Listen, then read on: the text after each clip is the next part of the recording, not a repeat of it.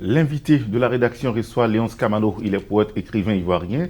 Avec lui, nous allons parler des progrès réalisés par la nouvelle génération d'écrivains en Côte d'Ivoire. Bienvenue Léonce Kamano sur le plateau de Midi 1 TV Afrique. Merci. Vous êtes poète, écrivain, je le disais tantôt. Quels commentaires faites-vous sur la percée des jeunes écrivains en Côte d'Ivoire? C'est une joie pour nous de constater que les jeunes Ivoiriens s'intéressent à l'écriture et qu'ils font quand même des progrès. Il faut dire qu'en 2017-2019, il y avait un des nôtres qui remportait le prix Ivoire en la personne de Dr Agnès avec son livre Carrefour Samanké. C'est quelque chose qui est louable et nous croyons que si les moyens sont là, les Ivoiriens feront vraiment beaucoup de progrès. Mais selon vous, qu'est-ce qui a pu créer le déclic? Qu'est-ce qui vous a motivé? Je pense qu'il y a plusieurs raisons. Chacun allant de son, allant de son inspiration. Aujourd'hui, il y a beaucoup de jeunes qui ont pu créer par leur inspiration beaucoup d'œuvres. Cependant, les difficultés demeurent, comme je l'ai dit tantôt. Les difficultés demeurent et les belles lettres en Côte d'Ivoire, il faut le louer. Aujourd'hui, les jeunes essaient de faire ce qu'ils peuvent. D'accord, les jeunes essaient de faire ce qu'ils peuvent. Vous êtes de cette nouvelle génération d'écrivains. Est-ce que vous êtes réellement confronté à des difficultés? Si oui, parlez-nous-en. Non, les difficultés, il y en a. Figurez-vous que déjà en 2007, j'ai déposé mon premier manuscrit dans une maison dont je vais taire le nom. D'accord. Et 8 ans après, c'est-à-dire en 2015, le manuscrit était toujours en lecture. Comprenez que c'est pas possible. Pour un livre d'à peine 100 pages, on a fait 8 ans. Mais le problème se situe à quel niveau? Je dis que c'est tellement que les gens ils n'ont pas que ça à faire, ou du moins c'est pas leur matière première, l'édition des livres. D'autant plus qu'ils sont certainement investis dans d'autres domaines, c'est-à-dire les ouvrages scolaires qui sont plus rentables. Les autres, c'est secondaire, donc éditer un roman ou une nouvelle, surtout que c'est un premier livre d'un écrivain inconnu, ce n'est pas quelque chose qui va forcément les intéresser.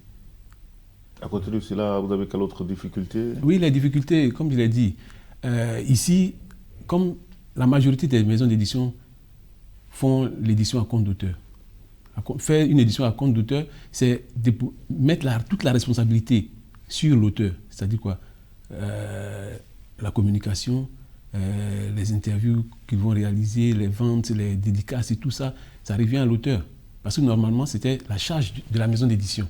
C'est elle qui doit tout gérer. Ils ont signé un contrat avec l'auteur et c'est la maison d'édition qui s'en occupe. L'auteur, lui, ne vient qu'on l'appelle pour lui dire, bon, vous avez une interview ici, vous avez une dédicace, tant, et c'est comme ça. Mais même quand c'est fait à compte d'éditeur, ce n'est pas toujours évident. L'auteur est obligé de lui-même se débattre pour pouvoir faire des cérémonies de dédicaces ou trouver des interviews, des lucarnes pour pouvoir s'exprimer. C'est difficile.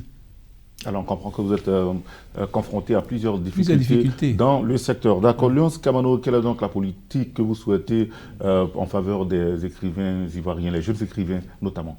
Oui, les Ivoiriens s'intéressent au livre. Les Ivoiriens aiment le livre. Cependant, le livre n'est pas assez subventionné.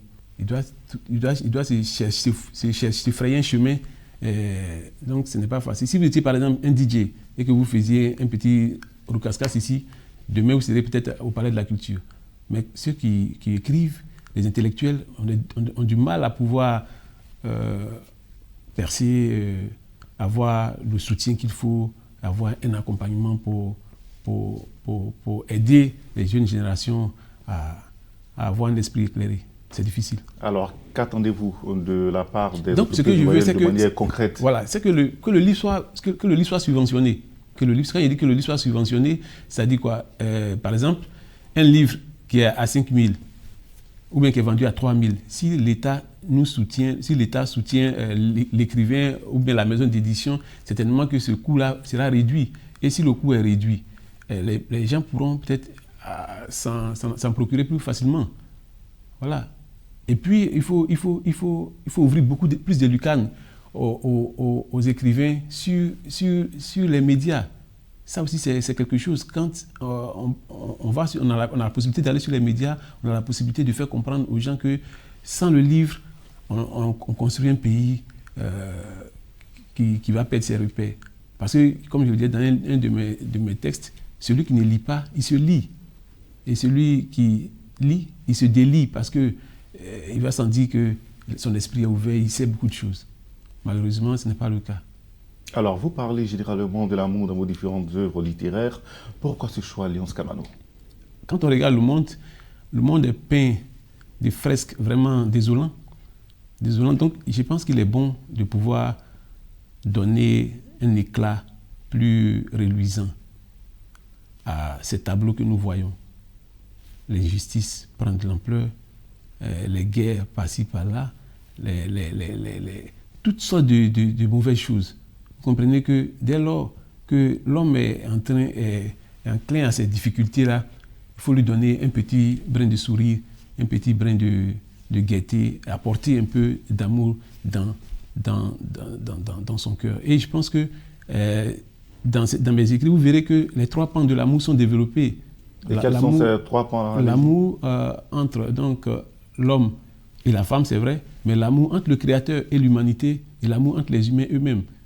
Du coup, cette trilogie-là est largement développée, que ce soit à travers mes recueils de nouvelles, de poésie, que mon dernier livre, mon recueil de nouvelles, qui contient 12 nouvelles d'ailleurs.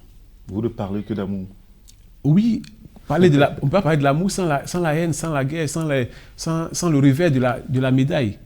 On ne peut pas parler de l'amour sans parler du revers de la médaille. C'est justement parce qu'il y a un revers que nous avons choisi de parler de l'autre côté, la face la plus reluisante de cette pièce. D'accord. Léonce Kamano, votre dernier livre est intitulé Le Bayard Rouge. Faites-nous un résumé de cette œuvre littéraire. De quoi vous parlez de manière concrète? C'est un texte, quand je le lis, je le parcours encore, j'ai dit, mais bon, certainement que c'est vraiment une œuvre d'esprit parce que c'est une inspiration qui m'est venue de façon subite. C'est-à-dire, j'ai eu des tableaux qui se sont passés rapidement dans ma tête et puis l'histoire est venue. Donc, il s'agissait d'un grand chef d'entreprise qui voyait ses affaires aller en faillite et finalement, il allait consulter un marabout, comme ça se passait au Sénégal. Il allait consulter un marabout et après, le marabout lui dit, bon, voici ce que tu dois faire. Il a fait. Et les choses ont commencé à aller. Il allait encore consulter le marabout. Lui a dit, bon, voici que dans ton entreprise, il y a quelqu'un qui porte à sa taille le bayard. Mais trouve cette personne, mets-toi en couple avec elle et puis tu verras que ton entreprise sera à l'international. Du coup, le monsieur, il est face à un dilemme, face à un imbroglio.